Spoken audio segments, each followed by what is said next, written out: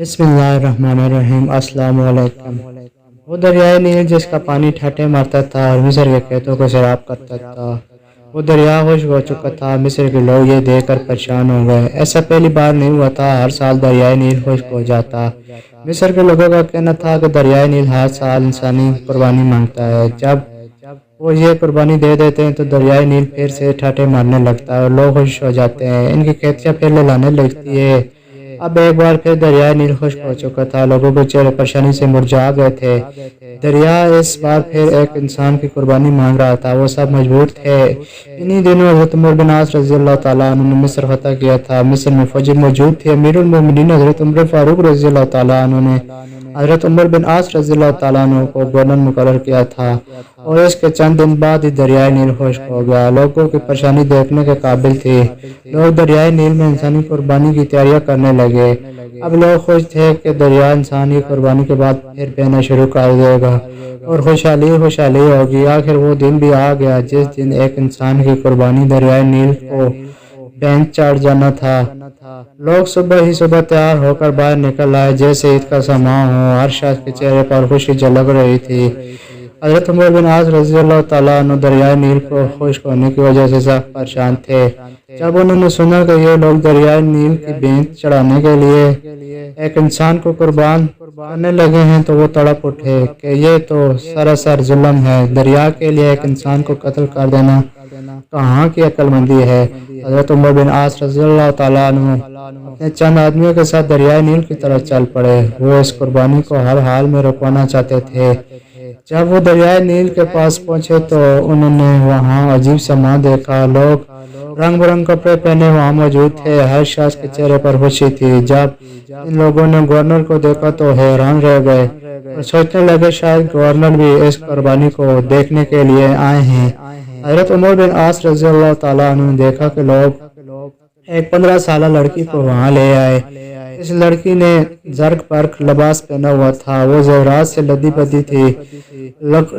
لڑکی خوف سے کانپ رہی تھی۔ اس کا چہرہ ہلدی کی طرح زرد ہو رہا تھا۔ لڑکی لڑکھڑاتے قدموں سے آگے بڑھ رہی تھی۔ وہ لڑزتی کانپتی ہوئی لوگوں کے ہمراہ دریا کے کنارے پر پہنچ کر رک گئی۔ اس نے مڑ کر اپنے باپ کو دیکھا۔ باپ کی آنکھوں میں آنسو تھے۔ وہ مجبور تھا۔ لوگ اس کی بیٹی کو گھسیٹ کر موت کے منہ میں دھکیل رہے تھے۔ وہ کچھ نہیں کر سکتا تھا۔ اپنی بری آنکھوں سے بیٹی کو موت کے منہ میں جاتے ہوئے دیکھ رہا تھا۔ لڑکی کی ماں تو غم سے نڈال ہوئی جا رہی تھی۔ لڑکی ہاتھ چھڑا کر اپنے باپ کی طرف دوڑی۔ لوگ اس کے پیچھے بھاگ کھڑے ہوئے اور لڑکی کو لے کر پھر دریا کے کنارے پر لے آئے۔ لڑکی رو کر التجا کرتی خدا کے لیے مجھے چھوڑ دو، میں مرنا نہیں چاہتی۔ لوگوں نے اسے مضبوطی سے پکڑ لیا۔ اب حضرت عمر بن عاص رضی اللہ تعالیٰ عنہ کے صبر کا پیمانہ لبریز ہو چکا تھا اور لڑکی کو لوگوں کی قید سے چھڑاتے ہوئے بولے یہ سب کیا ہے؟ تم اس لڑکی کو کیوں ہلاک کرنا چاہتے ہو؟ لوگ گورنر کی بات سن کر پریشان ہو گئے۔ لڑکی بھاگ کر اپنے باپ کے پاس چلی گئی۔ لڑکی کی ماں نے آگے بڑھ کر اسے اپنے ساتھ لپیٹ لیا۔ لڑکی سسکیاں لے کر رو رہی تھی اور ماں چپ کرانے کی کوشش کرتے ہوئے خود بھی رو رہی تھی۔ لوگوں نے کہا ہے امیر دریائے نیل خشک ہو چکا ہے، وہ ہر سال ایک انسان کی قربانی مانگتا ہے۔ یہ سن کر حضرت عمر بن عاص رضی اللہ تعالیٰ عنہ نے غواری سے لوگوں کی طرف دیکھا اور پوچھا کیا ہر سال یہ دریا اس طرح خشک ہو جاتا ہے؟ لوگوں نے جواب دیا ہاں، ہر سال دریائے نیل اسی طرح خشک ہو جاتا ہے اور یہ دریا جب خشک ہوتا ہے تو ہم ایک انسانی جان کی قربانی دیتے ہیں۔ اس کے ساتھ ہی دریا کا پانی بڑھنا شروع ہو جاتا ہے اور دیکھتے ہی دیکھتے دریا میں طغیانی آ جاتی ہے۔ حضرت عمر بن عاص رضی اللہ تعالیٰ عنہ نے کہا یہ تو ظلم ہے۔ لوگوں نے کہا اے امیر، ہم ہر سال چاند کی 11 تاریخ کو ایک نوجوان لڑکی کا انتخاب کر کے اس کے والدین کو رضامندی سے اس لڑکی کو زیورات اور خوبصورت لباس پہنا کر دریائے نیل کی بھینٹ چڑھا دیتے ہیں، پھر دریا کا پانی بڑھنا شروع ہو جاتا ہے۔ یہ سن کر حضرت عمر بن عاص رضی اللہ تعالیٰ نے کہا کہ اسلام ان باتوں کو پسند نہیں کرتا۔ تم ہر سال ایک انسان کو قتل کر دیتے ہو، دریا کی بھینٹ چڑھا دیتے ہو، یہ تو سراسر ظلم ہے۔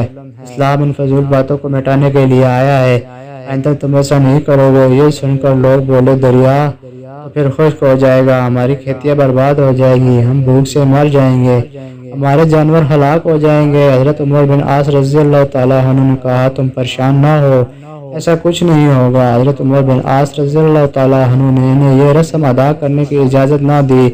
अब लोग बड़े परेशान हुए कि ऐसा ना किया गया तो हर तरह खुशहाली हो जाएगी और हम सब भूख से मर जाएंगे।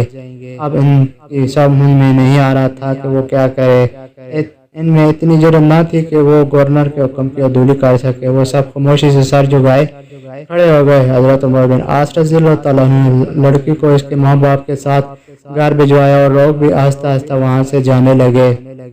चंद दिन तक दरियाए नील बिल्कुल खुश्क हो गया, इसमें एक बूंद भी पानी ना आया। लोग बुखला गए। इनकी खेती बाड़ी दरियाए नील के पानी से कायम थी।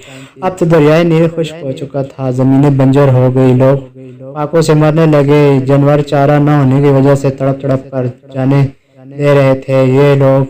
ये देख कर लोगों ने मिस्र से निकल कर दूसरे इलाकों की रुख लिया। हर तरह वीरानी वीरानी थी।